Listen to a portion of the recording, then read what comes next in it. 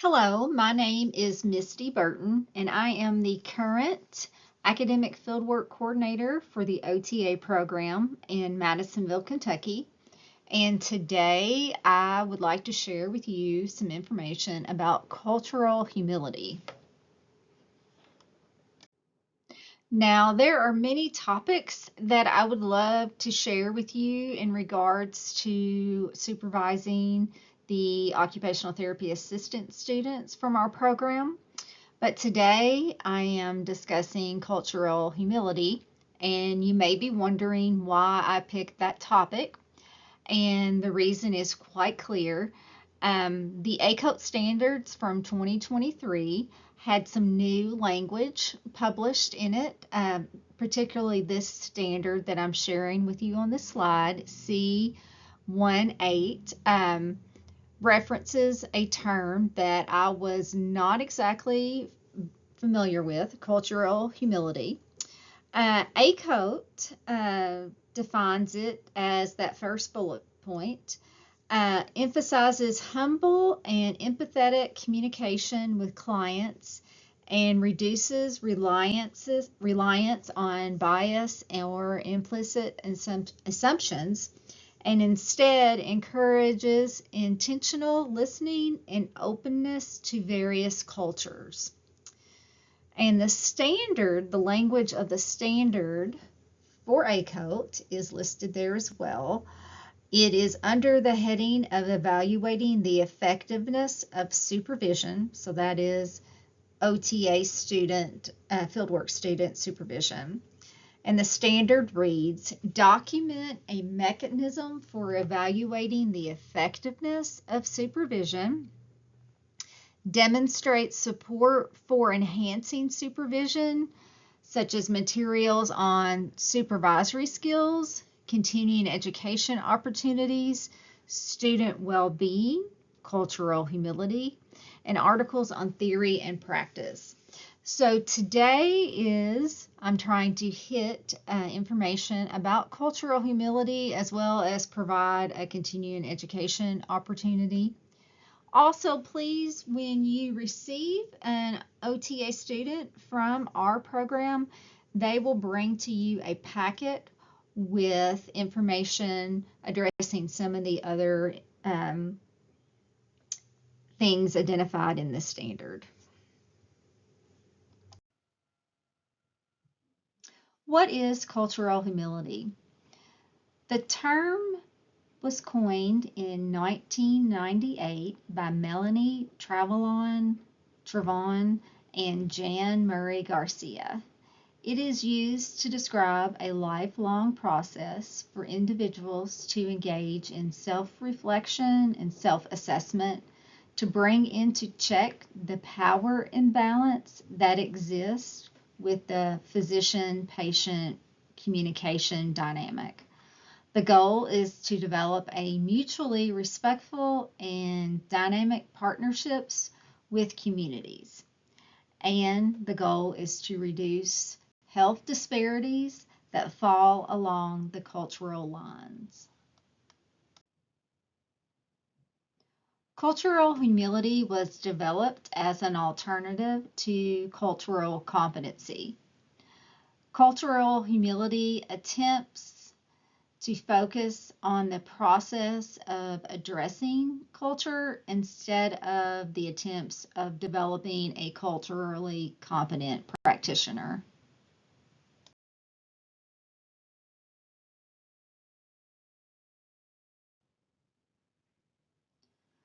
Cultural humility requires self-reflection and a commitment to growth.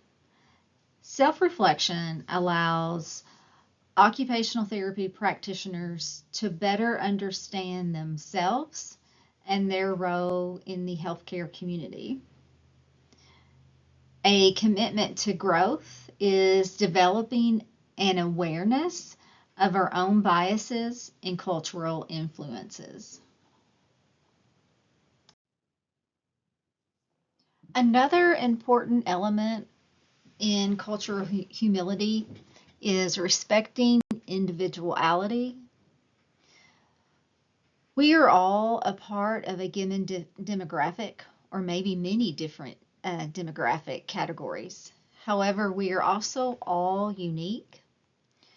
To follow a cultural humility approach, every social interaction should be done with openness and the understanding that the other person is also a unique individual and not just the group or the characteristics of the group that you may associate with the demographic that they are a part of. Awareness of power imbalances is an important part of cultural humility. Power imbalances exist in possibly all interactions. It is important to be aware of these imbalances and to mitigate them wherever possible. Cultural humility recognizes that interaction is composed of two or more equally valid individuals, not simply one of an expert and a subject.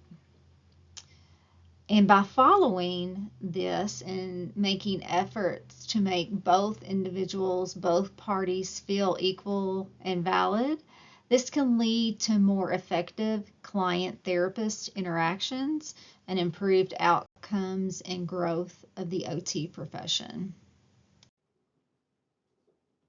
I will talk more about cultural competence on a few other slides, but I like this graphic. There are some researchers that believe cultural competence and cultural humility are the same thing.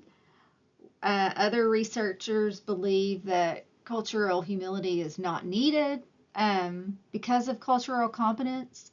But I feel like one builds on the other, and this is a graphic that represents that. If you have competence or knowledge about a different culture, that is a great building block for you to transition or to build upon and develop your cultural humility skills. They are not the same. Perceived competence, cultural competence, I'll read the image. It says acquired knowledge about different cultures through reading, training, may be tested about knowledge, limited or no exploration of implicit bias. Culture of humility, the one in the middle, lifelong learning. You're open, you're self-aware, self-reflecting, humble, curious, respectful, recognition of views and values of others, egolessness, and honesty. And so I feel like the last image on this slide just shows how they can support one another and build upon one another and to make a better client therapist interaction or student fieldwork educator interaction. Just to highlight some differences, this slide references aspects of cultural competence, and then the next slide will talk about aspects of cultural humility.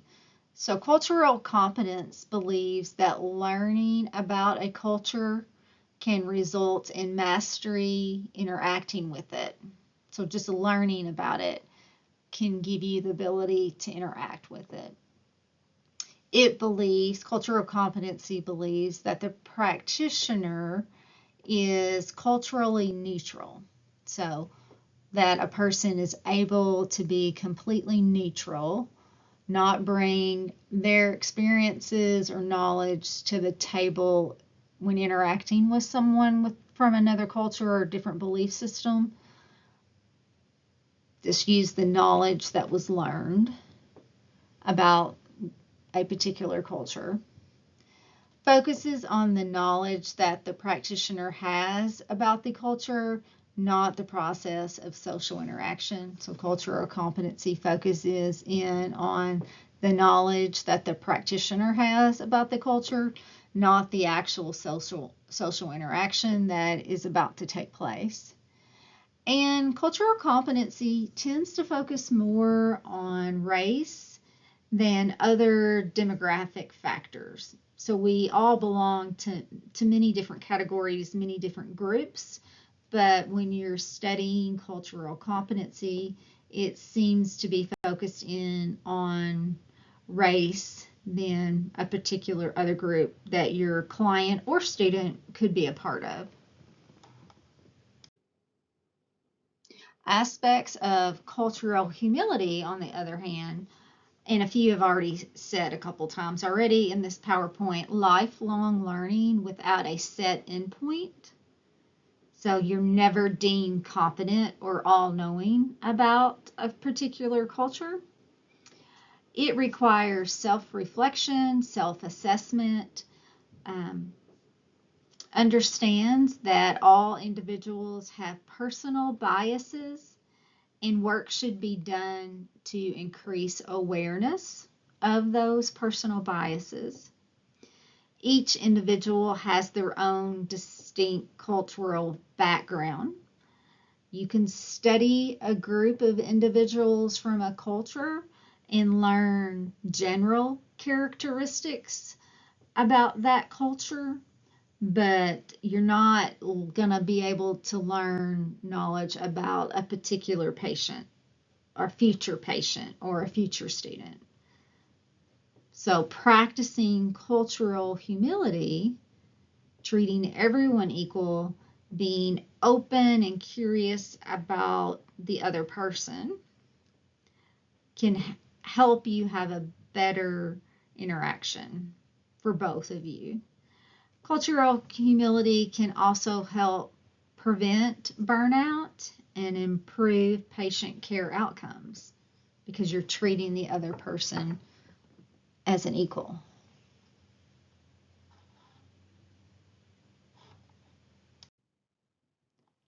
So I've said several times that cultural humility requires self-reflection, self-assessment, and there are many ways that you can practice self-reflection. I'm briefly listed 3 on this slide, but there are many, many ways that you can engage in self-reflection. Journaling about things can help you learn insight about things maybe you dealt with on the surface, so you can dig a little deeper. Listening to your thoughts and feelings. Sometimes when you do journal, you're not just writing down actions or things that happened that day. You can journal about what you were thinking and what you were feeling, and that can maybe help you identify information about yourself that you did not know. And it's always important to be honest. When you're self-reflecting, there's no one else involved. There's no reason not to be honest, but you could discover something about yourself that you're uncomfortable with. So sometimes it is difficult to be honest with yourself. What is bias? So a bias is a tendency or inclination or prejudice you may have towards or against something or someone. It's really a cognitive shortcut, sometimes used to make decisions without having to think too much about something that is difficult. We all have biases. If you are a human being, you have a bias. This is a natural part of the human brain activity. It's been studied, but if you are human, your environment that you were raised in, the people you were raised around, the activities you engage in, all help you form a bias. Now, biases can be conscious or unconscious. So if you are aware of it, it's a conscious bias or an explicit bias. So that means you are aware of whatever your preference is. For example, if you prefer to make appointments with same gender healthcare professionals as yourself, you're aware that's your preference. That is a conscious bias. You feel more comfortable in that situation. Implicit bias is when you are not aware of it. It's an unconscious bias. You're not aware of your preference. In this case, it may cause you to avoid interacting, being around certain groups of people.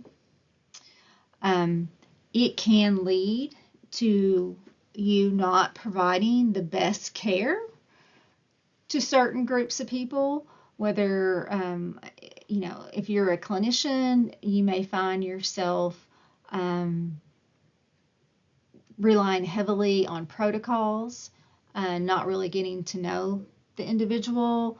You could find yourself, making your patient care interactions as quick and as short as possible. If you're with a student, you could find yourself, also making your interactions just as short and as brief as possible, relying on, protocols there as well, and not really getting to know the student. Sometimes your unconscious or implicit biases are in conflict of what you actually claim or verbalize your beliefs to be. So you may say one thing, and then your behaviors, your actions may be in conflict with what you say or claim your beliefs to be. Everyone should work towards becoming more aware of your biases, and there are many ways you can do that. You can become more aware and choose to change your behaviors.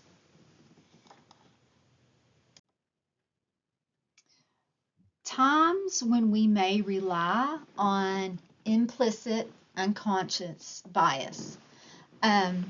Oftentimes we will rely on that when things are difficult. So when there's a high cognitive load. So when there are a lot of distractions going on, time pressures going on, lack of sleep, hunger, those are times when we may just have a gut reaction, make a decision based on feelings or reactions, and not on good coping, problem solving skills. It's not always possible to eliminate situations such as distractions, time pressure, lack of sleep, hunger, but to be aware that decisions made under these conditions are likely to be more influenced by implicit associations is good knowledge to have. You can take precautions to try not, if you can prevent those situations, you can take precautions to prevent those situations. An example would be if you need to do a midterm with a student or do their final, but it's a high cognitive load day, it may be best to pause and schedule it for another time. Or if you're filling out the midterm or final during a high cognitive load day, maybe pause and decide to fill out that midterm or final when you are less stressed. Strategies you can use to reduce your cognitive load: mindfulness, and I'm not really going into great detail on all the different ways you can be mindful, but that could be another PowerPoint at some point that we could share. This is a good one. Use data-based information to make your decisions instead of gut feelings. And you can request accountability. You can have a accountability partner. You can use your supervisor. If it involves an OTA student from Madisonville Community College, you can reach out to me or any of the faculty here to discuss anything that you feel you might need an accountability for. Internal strategies for implementing cultural humility. So here are some strategies how you can implement cultural humility in your interactions. Automatic thought stopping is a good one. So when you learn your client or your student is a part of a certain group, could be, a family, it could be a church, it could be, just any demographic. You, in your brain, you start assuming certain beliefs based on their association with a group or a demographic or culture. Um, so when those thoughts start floating in your head about what this person's going to be like, become aware of it and stop your thoughts. If you have to, pick a subject in advance. If I start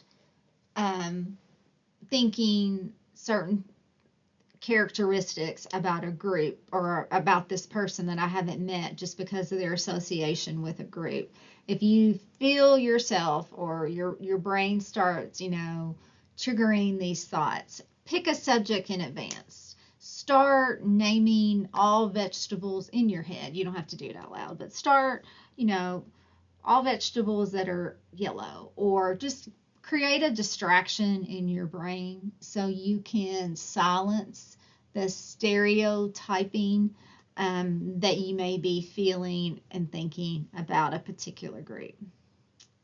Another good one is connect on a personal level.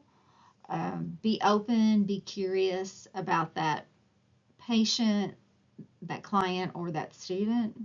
And then, especially with students, recognize the power imbalances. Recognize that the client or the student, may be experiencing a sense of decreased power. So they may not be acting themselves, or they may be struggling more just out of fear or knowing that you have the power to fail them or give them a bad report. So just be aware of the power imbalance. And as teaching here at Madisonville Community College for as long as I have, it is real with students. It means their education means a lot to them. The OT profession means a lot to them, and the fear of their career being harmed is real. External strategies for implementing cultural humility. Work to build or to have effective communication.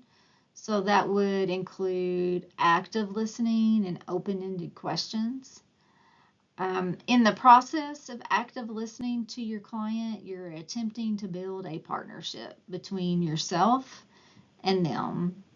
Approach interactions with the understanding that the clients are the experts in their own lives, and you may bring the expert of occupational therapy to the table, but you need to partner with them because they bring the expertise of their own lives. You and the client can work together, or you and the student can work together to make a plan to make sure all needs are met. Work to try to create a safe space so the client or the student feels comfortable to share with you freely, and active listening will help this. Consider the physical environment, give them a private space to have conversations with you. And then document effectively. Be careful about the language used in documentation to avoid reinforcing stereotypical things about the client. Remember that other healthcare practitioners may see your documentation before meeting the clients themselves. Include the client's own description of their problems. Quote the client when documenting family history and dynamics. Always remember that they can request to see their notes at a later time, and if they're in conflict with anything, they can express that as well. So I bring this PowerPoint presentation, back to the ACOTE standard that I started it with. Please remember these concepts that we have discussed in this PowerPoint when dealing with students. Remember the power and balance. Get to know them on a personal level. And reach out to me if there's anything that I can do to assist you when communicating, educating, dealing with OTA students from Madisonville Community College. And just remember, this is ACOTE's definition of cultural humility, and I'm going to share it with you one more time. Emphasize humble and empathetic communication with clients, of course, in reference to fieldwork supervision with students. Reduce reliance on bias or implicit assumptions, and instead encourage intentional listening and openness to various cultures and to various students. If you would like more information about cultural humility, these are my references. And the very first one is the American Occupational Therapy Association, and it is an online course that would not take you very long to complete, and it does a deeper dive on all the topics that I have discussed today. Here is a link to a survey. Once you have completed this PowerPoint and completed the survey, I will get an email with your name and your email that you want your continuing education credits to be sent to. This is approximately half an hour presentation, so that will earn you 0.5 of a CEU. So please complete the survey to let me know that you completed the presentation and to receive your certificate of completion via email that you put into the survey. And as always, I want to thank you for your time and thank you for supporting the students that come through the OTA program at Madisonville Community College. Please reach out to me, Misty Burton, at kctcs.edu if there's anything we can do to serve you in regards to our students. Thank you so much for your time and attention.